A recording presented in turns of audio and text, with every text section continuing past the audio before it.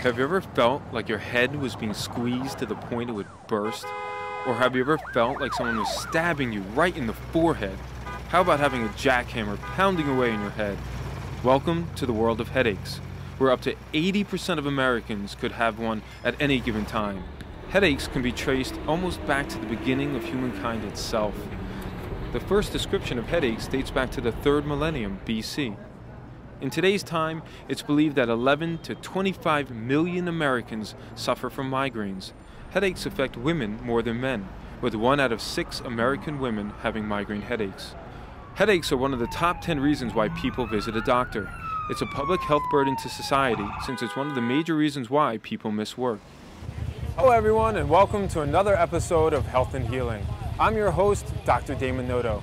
Today's episode is focused on headaches.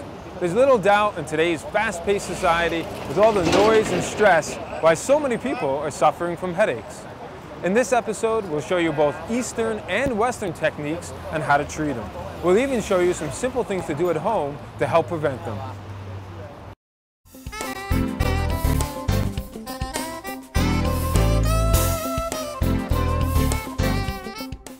We're here in Manhattan at the New York Headache Center to interview Dr. Mouscop. We're going to learn everything we can about headaches to try and help you with your pain. Dr. Mouscop, thank you so much for letting us come today.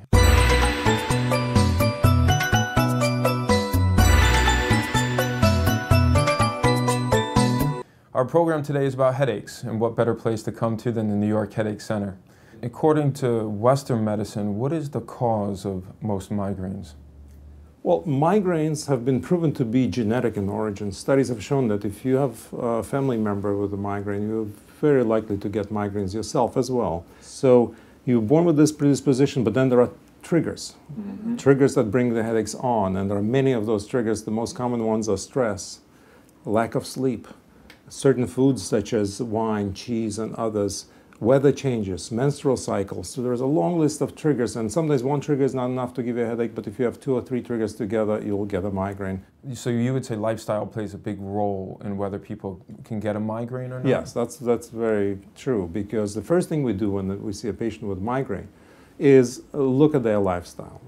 I tell patients, if you don't sleep enough, I can't help you. There's no pill in the world that will replace sleep. So if you sleep 4 hours a night and you get migraines, first thing you have to do is get enough sleep.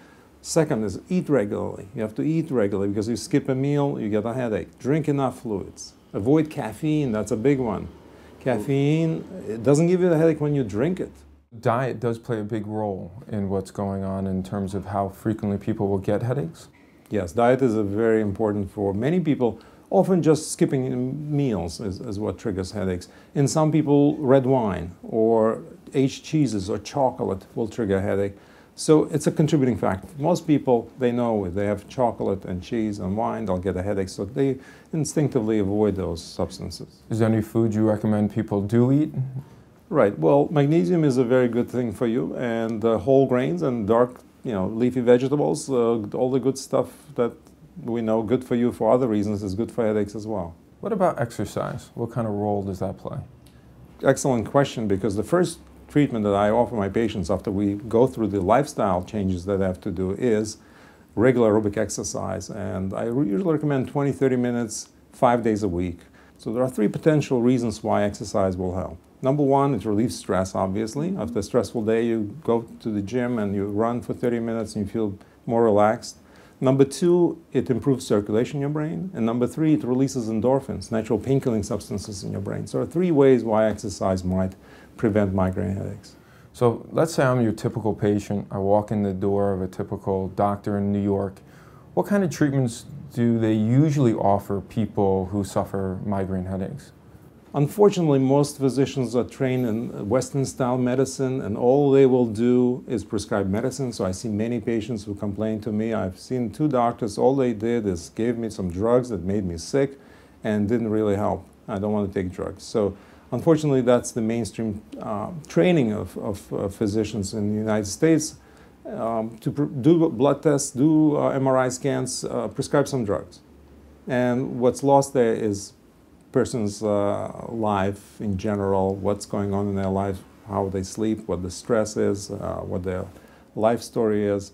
All that's very important, but all that takes time to elicit. I know also you're pretty cutting edge here. You have different type of therapies. Can you talk a little bit about botox treatments? So there are two things that happen.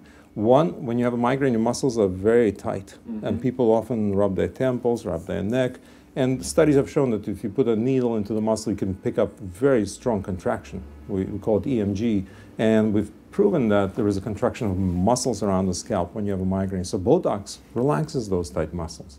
Recent research has indicated that Botox blocks not just the contraction of the muscle, it also stops nerve endings from sending pain messages to your brain. Blocks another substance called CGRP that's very important in migraine, and that's how we think it works. A lot of people at home might say, you know, I get a headache from time to time, but I don't know if I suffer from migraines.